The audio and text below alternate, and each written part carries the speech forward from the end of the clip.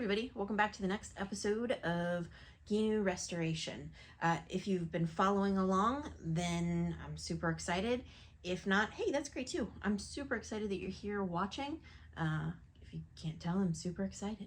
So check out these other videos that I will be linking up here in the side of the screen while we talk. So intro stuff that we have to get through. I'm not a boat maker. This was just a quarantine project for me to be able to get out on the water. I had to do a lot of research, and this video and all of these videos are mainly to help you save time to know what I did so that you can do your own boat restoration.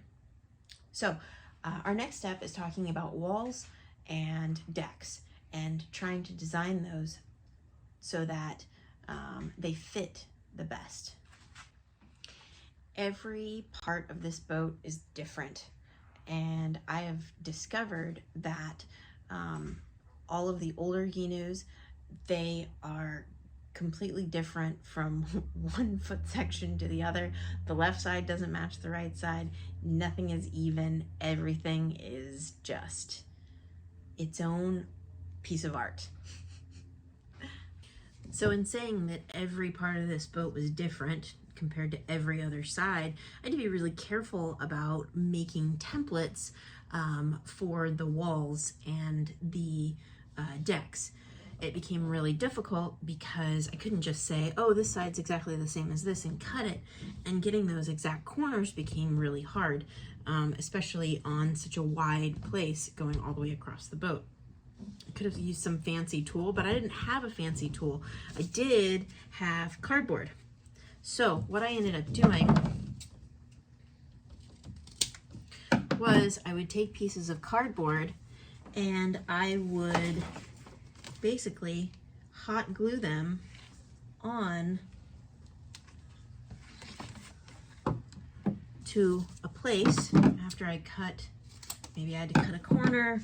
Maybe I had to come up with an edge, but I would use these. It's great because you could move them, right? To figure out exactly where, come on now, there we go. Exactly where each piece of this needed to be. And after I came up with the template, I could take that over to my green foam, my Air Foam 60, and I could then trace it out to where I needed it. From there, I would cut those pieces out and trim them and basically fit them in to size. And then I had an exact edge. I would do this all the way down so that it fit all the way in place, and then I had one basically piece. From there, each one was labeled, and not only like, you know, front, rear, it would be like front, rear, front, and back, because even flipping them around, it wouldn't match at all. So that's how I ended up doing my templates, and this worked really well, and it was cheap. And I bought most of my supplies on Amazon anyway, so I had a ton of boxes. I fiberglassed all of the walls first and got those all into place. And so what I did was each of the ones that were pre-cut, I laminated one side with a 1708 and the epoxy resin. I would let all those dry, and then I flip them over. I would laminate the other side and let those dry, and then I would trim and then dry fit them into place. After that, I took pieces of 1708 strips, long strips, and I would basically tag the walls in by going about halfway up and then down, and then all the way down that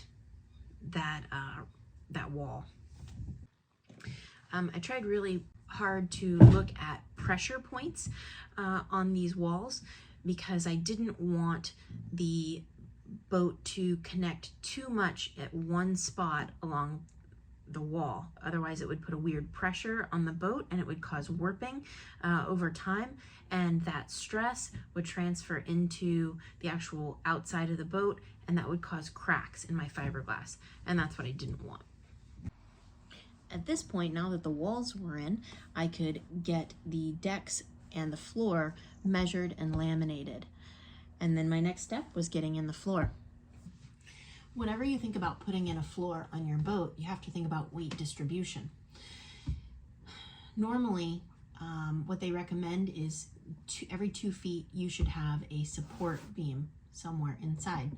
But I knew that I was going to be standing and sitting back here, and I would have a lot of extra weight, and I would probably have a passenger sitting somewhere up here, and I didn't know where the weight was going to be dispersed.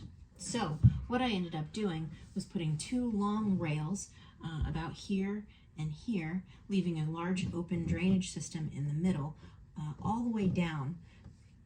And that was probably one of the hardest things, was being able to cut that rail so that it fit the floor all the way, because the bottom of the boat was not straight. It was very wavy.